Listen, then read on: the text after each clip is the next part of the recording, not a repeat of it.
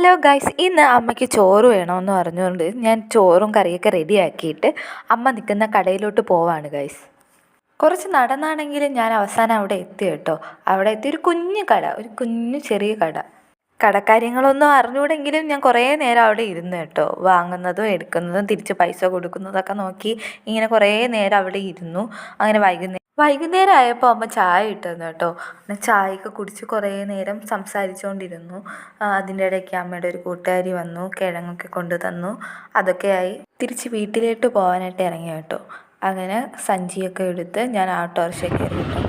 കുറച്ച് ദൂരമേ ഉള്ളൂ വരാൻ, എന്നാലും ഞാൻ ഓട്ടോറിക്ഷ കയറി നടക്കാൻ വയ്യ. അങ്ങനെ വീട്ടിലോട്ടുള്ള വഴിയിലെത്തി കേട്ടോ.